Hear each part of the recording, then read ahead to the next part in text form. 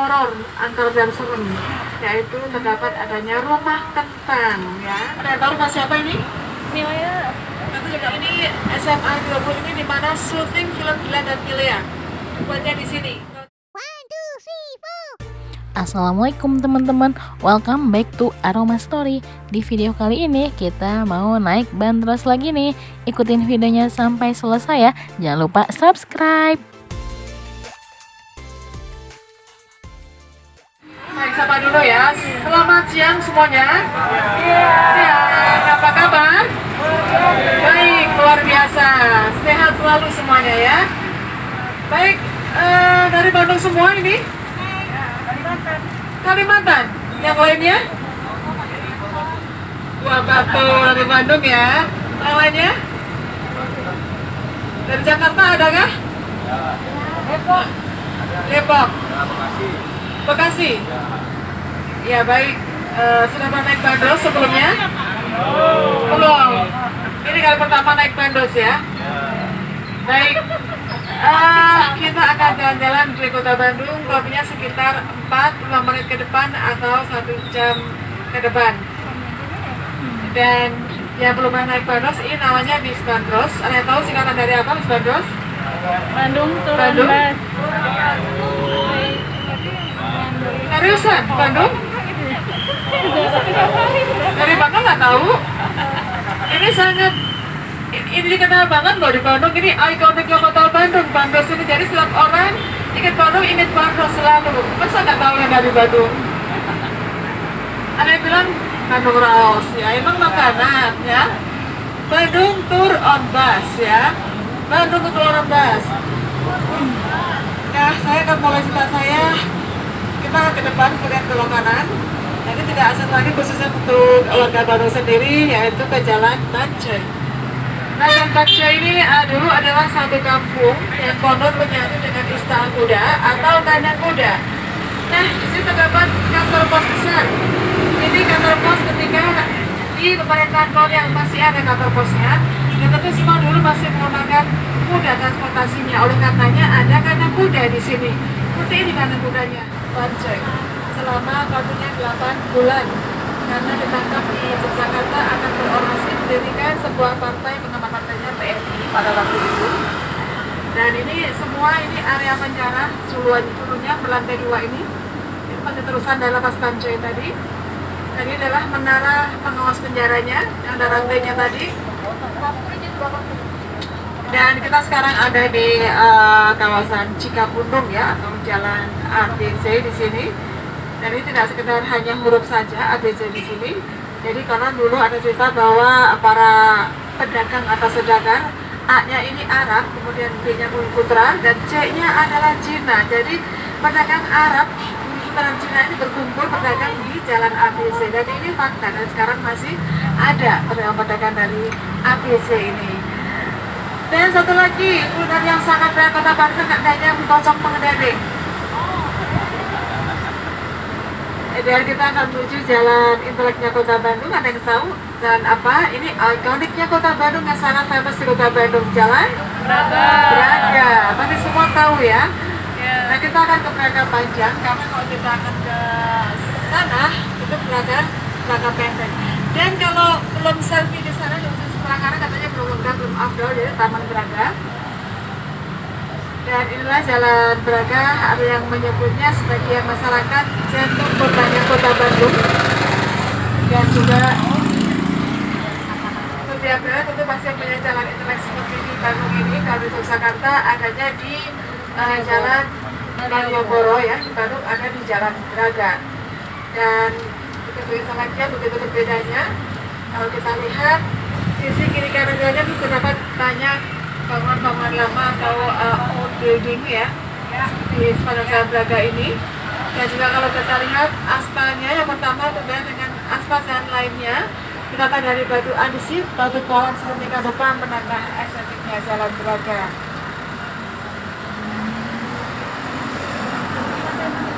Dan kamu sebelum mereka sudah ada gedung ITN ini.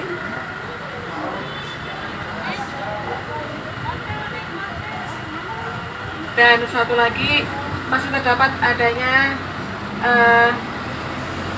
kuliner atau restoran Moisong Koherehan yang dulu rupanya hanya dikhususkan untuk pemerintah Korea saja, tidak untuk orang pribumi, tetapi sekarang sudah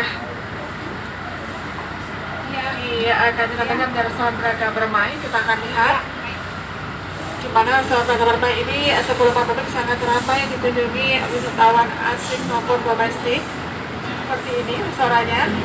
Dan restoran Braga Permai ini adalah salah satu restoran yang menjadi favorit restoran mantan Presiden B.J. Habibie.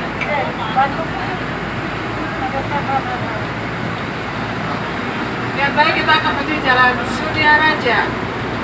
Baik, Jalan Sudiaraja ini adalah jalan di mana sangat dikenal tempat kelahirannya pahlawan Bandung Lautan Api.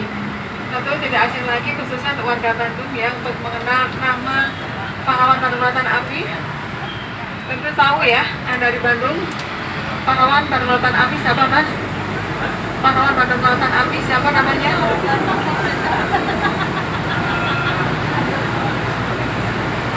Muhammad Toha ya, kita lahir di Jalan Sudiaraja ini dan namanya disebutkan untuk nama jalan Muhammad Toha yang ada di Buah Batu. Ini semua pasti ada kaitannya, ada ceritanya ya. Dan kita akan melihat di depan ada jembatan viaduk atau orang Bandung menyebutkan jembatan viaduk.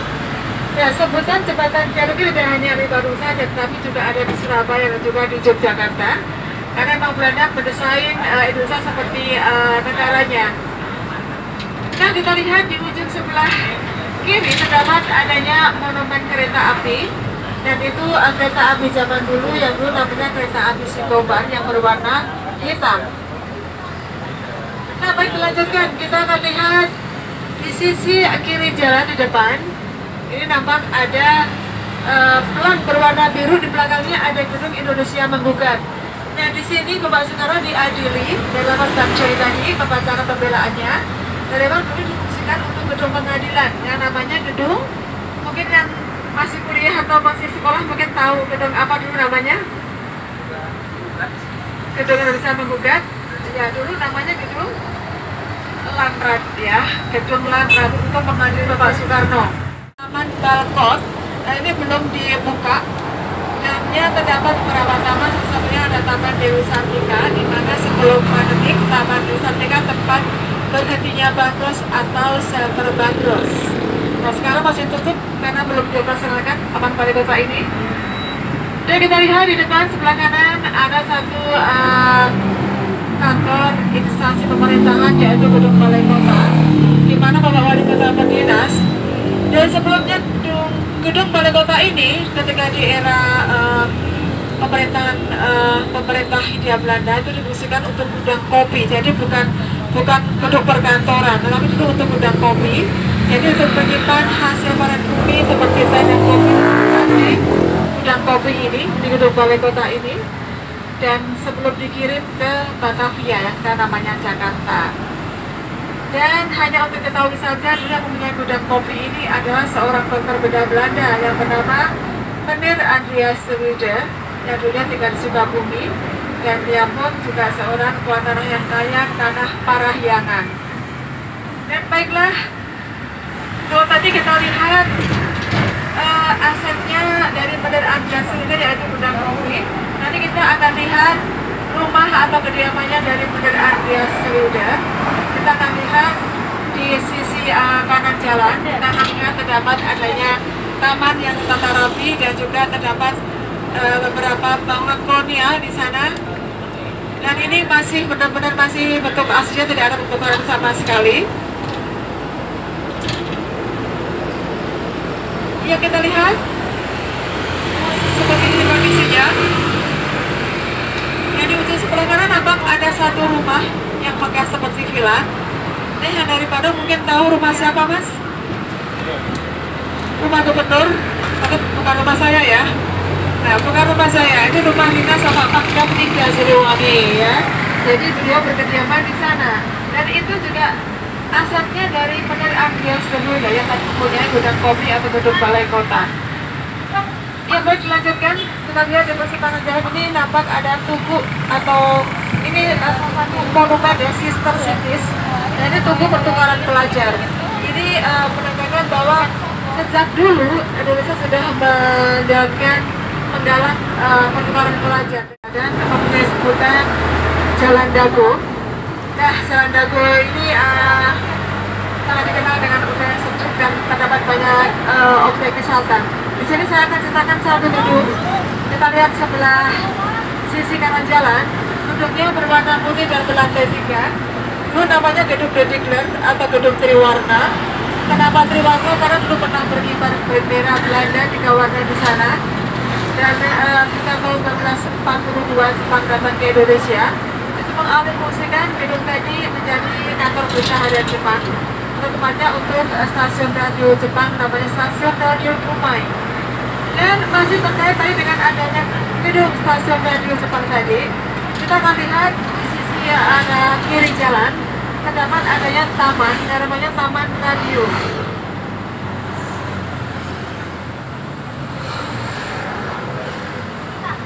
Ya, kita lihat sisi kiri jalan Taman Radio, di mana ini masih terkait tadi dengan adanya kantor pemberitaan Jepang ya, atau kantor stasiun radio Jepang, atau saling tunggu atau tungguan, karena memang dulu belum ada alat komunikasi yang canggih seperti sekarang. Dan khusus warga Dago khususnya ketika akan keluar rumah atau pergi ke kota, selalu mereka membuat janji, mereka berkumpul kala itu di Simpang Dago.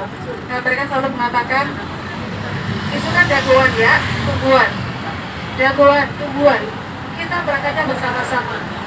Dan memang Dago dulu masih rawan akan semuanya, termasuk begal atau binatang buas ya. Dan ini terbukti masih banyak pohon-pohon mahoni yang besar-besar di kiri kanan jalan. Jadi menandakan dulu Dago juga rawan akan binatang buas dan begal. Oleh karenanya khusus warga Dago ketika akan keluar rumah selalu mereka membuat janji dan berkumpul dan mengatakan jagoan, tungguan. Dan ini dilakukan berulang-ulang menjadi kebiasaan khususnya untuk warga Dago khususnya.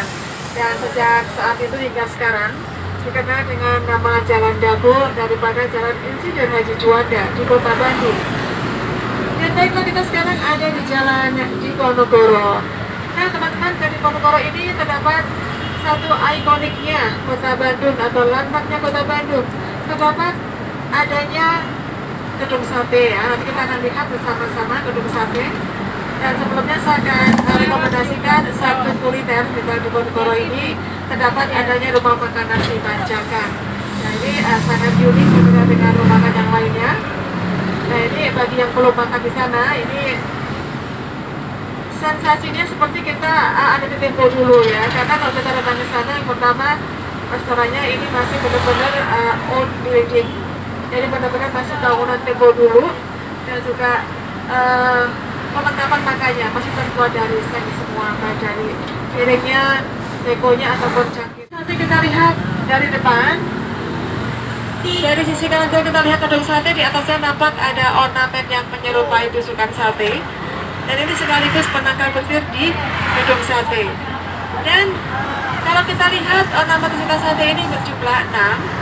Jumlah 6 ini mewakili atau melambangkan sate dibangun menghabiskan ya sekitar 6 juta gulden mata uang Belanda yang dibangun pada tahun 1920 hingga 1924. Jadi 4 tahun persis dibangun megah seperti ini ya, dan menghabiskan dia sekitar 6 juta gulden mata uang Belanda. Dan nanti kalau kita lihat gedung sate ini dibangun sangatlah nasionalis, menggabungkan semua unsur agama yang ada di Indonesia. Nampaknya gedung sate ini adalah cermin atau bentuk kerukunan semua umat agama di Indonesia. Dan baiklah, lanjutkan kita akan lihat di sisi kanan jalan terdapat adanya taman lansia. Nah dari namanya Taman Lansia, tentu ini didominasi oleh kaum lansia. Awal mula ada telekomunikasi di Indonesia terbuat dari sini dan menyeluruh di Indonesia hingga sekarang. Itu berangkatnya dari Masjid Gus Dai ini. Satu lagi kuliner masih ada di sini ya, itu dengan adanya rumah makan Alas Daun. Nah ini Alas Daun ini kalau kita datang di sini, kita makannya alasnya pakai daun dan makannya tidak pakai sendok, tapi pakai tangan ya. Ini lebih seperti kalau kita makan lebih seperti di alam terbuka ya. Itu ada nih memakan alas daun. Ada yang tahu rumah siapa ini? Milea. Itu juga bukan rumah saya ya. Ini rumah disewa ketika ada syuting film Dilan dan Milea. Jadi ini dulu rumahnya Milea ketika Milea syuting untuk film Dilan dan Milea. Nah, ini dulunya sekolah SDG, tapi sekarang untuk sekolah SMA Negeri 20 sudah dimulaikan belajar tatap muka. Dan ini SMA 20 ini di mana syuting film Dilan dan Milea. Buatnya di sini. Kalau tadi rumahnya Milea, yang ini adalah tempat syutingnya, sekolahnya. Nah tentu pasti pernah nonton dong film Dilan dan Milea. Nah ketinggalan pasti ya. Nah waktu itu Dilan menjemput Milea di sana ya, di gerbang SMA Negeri 20. Dilan mengatakan apa ke Milea waktu itu? Ingat nggak? Dilan berkata apa ke Milea di filmnya? Mengatakan apa? Ridho itu berat, betul ya? Baiklah, inilah Jalan Lombok di Kota Bandung. Dan di sini saya bercerita tentang wisata kuliner. Nah, adakah sini orang Yogyakarta? Adakah? Tidak ada ya? Karena di sini ada makanan khas Yogyakarta di Jalan Lombok ini ya. Ada gudeg Banda namanya, dan ini nendang rasanya. Dan kalau saya cocok di lidah ya ini gudeg Banda ini. Ada di sisi kanan jalan kita lihat gudeg Banda. Horor antar dan serem, yaitu terdapat adanya rumah kentang ya. Nah, rumah kentang ini dulu ketika di era kolonial atau di pemerintahan Hindia Belanda ini direkomendasikan atau direkomendasikan untuk rumah catering. Kita akan lihat seperti apa sekarang penampakannya rumah kentang ini. Dan juga rumah kentang ini pernah dibuat untuk syuting film Rumah Kentang sesi 2 yang ditanya Uramaya dan Christian Sugiono yang sangat viral filmnya ya. Syutingnya di sini di rumah kentang ini. Dan ini masih bentuk aslinya rumah kentang ini, tidak ada bentuk komputer sama sekali. Dan sekarang tidak lagi horor dan serem dan karena sudah difungsikan untuk sebuah kafe dan sangat ramai seperti ini kafenya. Jadi sangat vintage ya, vintage sekali. Kemudian pakainya pakai jeans sama kaos. Kalau malam berganti rok. Nah ini berkumpulnya di sini ada komunitasnya dulu di Taman Dewa Dewi atau Taman Maluku. Nah tapi tidak sekarang, karena sekarang sudah direvitalisasi, sudah diperbarui lagi dan warga Bandung bisa hang out di sana. Tidak ada lagi Dewa Dewi di sana. Iya baiklah, diteruskan. Nanti kita akan lihat di ujung sebelah kanan di depan sana terdapat satu gedung yang megah berwarna putih. Itu adalah The Palace of Komandan kantor di Desa Bapak Pangkat 3 Siliwangi. Di ujung sebelah kanan di depan. Nah kemudian di sisi kiri jalan kita lihat terdapat gedung yang besar. Ini adalah gedung kolonial juga. Gedung Cagar Budaya di Kota Bandung, di mana dulu ini namanya Gedung Sabau. Luas dari area gedung ini sekitar 1 bau atau 1 hektar. Terdapat banyak pintu dan jendelanya. Ada yang menyebutnya ini bangunan 1000 pintu atau lawang sewu. Dan ini konon untuk mengintai atau untuk mengintip ya.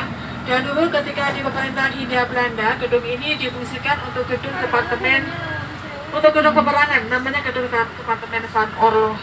Dan sekarang gedung ini sudah diambil alih oleh Dinas Angkatan Darat, difungsikan untuk gedung detasemen markas Siliwangi lagi ya, di Jalan Sumatera.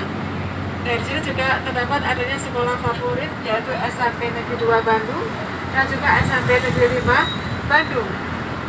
Tahunnya, lalu kalau kita lihat kondisi sekolahnya masih terlihat kokoh dan terawat ya, dan menggabungkan 2 unsur budaya Betawi dan Eropa.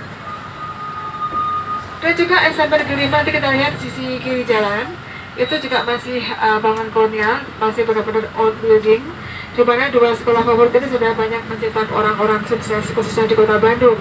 Salah satu alumninya dari SMP Negeri 2 ini adalah orang nomor 1 Jawa Barat yang sekarang menjabat Gubernur Jawa Barat. Tentu tahu ya siapa nama Gubernur Jawa Barat? Kamil. Ridwan Kamil. Yang dari Bandung nih jalan apa di depan? Jalan? Oh ya. Jalan apa? Jalan lintasan rel kereta api. Betul ya? Harusnya keretanya lewat. Betul ya? Ya. Jadi lintasan rel kereta api ketika di pemerintahan kolonial tidak hanya sekedar untuk akses transportasi kereta api saja, tetapi dulu itu difungsikan untuk pembatas antara Bandung Utara dan Bandung Selatan ketika Bandung menjadi lautan api. Karena apa? Bandung Utara dulu diduduki oleh pemerintah kolonial, Bandung Selatan oleh orang-orang pribumi, oleh orang-orang Sunda. Oleh karenanya lintasan kereta api difungsikan sebagai pembatasnya. Tadi saya betul ya, jalan lintasan kereta api dan keretanya masih lewat, betul ya? Baik, diteruskan. Nah, teman-teman, nanti kita akan lihat di seberang sana, di ujung jalan nanti nampak ada satu gedung berwarna merah dan kuning. Apa? Masjid Cina ya? Ya, Masjid Cina. Terkadang orang menyebutnya Kelenteng ya, ibarat lagi ya. Kelenteng ya. Memang sekilas memang seperti itu, tidak ada salahnya, memang betul. Dan sana tertulis apa ya? Tulisan Cina ya di masjidnya. Nanti kita akan lihat nama dari sini. Dan ini adalah Masjid Lao Tse 2 namanya. Jadi Masjid Lao Tse 1-nya ada di Jakarta. Dan ini masjid untuk komunitas orang Tionghoa yang mu'alaf. Memang betul ya. Jadi mereka belajar mendalam agama Islam di Masjid Lao Tse 2 ini. Dan mereka juga mendapatkan sertifikat mu'alafnya. Dan di Bandung ini ada 2 masjid yang seperti ini. Nah, seperti ini masjidnya. Masjid Lao Tse 2. Rasa sendiri artinya itu belajar atau berguru. Nah, tadi di sana juga ada monumen Paman Sepak Bola Segera dari Bandung. Yang sedang X dan bolanya di persimpangan jalan yang sangat membuat tidak aman untuk audiens yang naik bus kalau itu ya terjadi insiden kecelakaan dan fatal. Jadinya sekarang berteduh. Taman animasi yang di sebelah sana kalau kita bagus teman-teman hilang di atas tembok yang terdapat banyak hantu-hantu milenial berjajar di sana. Dan hantunya itu bisa diajak foto bersama karena hujan mereka takut untuk make up-nya, jadi pada minggir semua ya. Jadi ini yang hantu-hantu berjuang tidak takut akan doa ya, takutnya dengan air hujan. Ya baiklah, kita sekarang berada di kawasan alun-alun Kota Bandung ya. Taman publik yang ada di pusat Kota Bandung. Dan Bandung ini berada kurang lebihnya di atas 650 hingga 1050 meter di atas permukaan laut. Jadi dulu Bandung ini sangatlah sejuk, dingin sekali beberapa puluh tahun yang lalu ya. Belum Bandung seperti ini. Jadi kita bisa melihat bentangan pegunungan di Bandung ini. Dan juga bisa melihat pohon-pohon yang rindang, tetapi nggak sekarang ya. Sekarang sudah panas Bandung ya, sudah panas tetapi masih sejuk dikatakan dibanding dengan kota-kota yang lainnya. Dan dengan nama, baik ini untuk nama jalan ataupun untuk nama makanan. Seperti bis Bandros yang kita naikin ini, namanya bis Bandros diambil dari nama makanan kue khas orang Sunda, namanya kue Bandros ya. Betul, kesempatan untuk bis tour di Bandung. Dan itu semua tahu bahannya sangat simpel, 2 macam dari tepung beras dan kelapa yang dicampur ya. Dan ini kalau di Jakarta namanya kue pancong. Kalau di Jawa Timur, Jawa Tengah namanya kue rangin ya.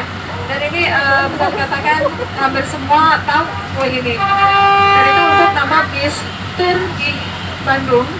Dan tentu ini untuk mengingat ingat Bandung, ingat Bandros. Dan tentu yang dari Bandung tahu nih kue Bandros kepanjangan dari apa nih. Kalau Bandros, Bandung itu enggak untuk bisnya. Kalau kue Bandrosnya tentu tahu ya yang dari Bandung. Apa kira-kira kue Bandros? Kuenya dari tepung beras dan kelapa yang dicampur. Nah ini kepanjangan dari apa kue Bandros? Yang bisa menjawab dapat bonus. Dan bonusnya kembali ke saya ya. Apa kue Bandros? Jawab. Nah, kira-kira nyata di Banjarnegara Rojos. Jadilah kue Bandros ya. Betul nggak? Ketawa ya. Terus lagi dengan berbeda warna bantosnya, dengan berbeda gaya, berbeda driver. Tentu akan berbeda cerita, berbeda rasa ya. Dan terima kasih saya sampaikan yang naikkan bandos sore hari bersama saya, bandekan saya ya. Semoga apa yang saya sampaikan bermanfaat untuk teman-teman semuanya. Mohon maaf jika ada salah dan kurangnya. Dan saya ingatkan untuk barang bawaannya mohon dicek sebelum meninggalkan bandos, jangan sampai ada yang tertinggal. Terlebih meninggalkan handphone. Kalau tertinggal berarti data menjadi milik saya dan tidak bisa diambil lagi ya. Mohon dicek untuk barang bawaannya, terlebih putra putrinya jangan sampai tertinggal ya. Baik, terima kasih, kita sampai di Cafe Alun-Alun. Selamat melanjutkan aktivitas kembali. Selamat sore, terima kasih. Assalamualaikum warahmatullahi wabarakatuh.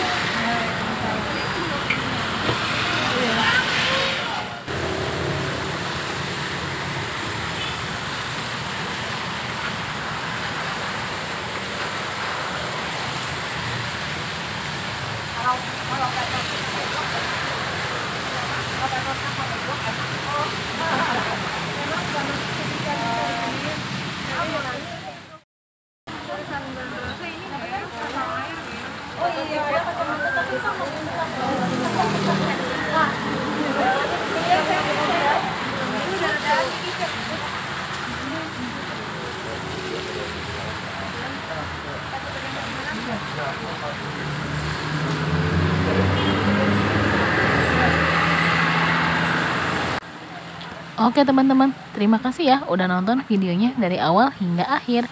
Semoga bermanfaat dan bisa menjadi referensi wisata ketika teman-teman berada di kota Bandung. Jangan lupa subscribe, like, dan juga komen. Wassalamualaikum warahmatullahi wabarakatuh.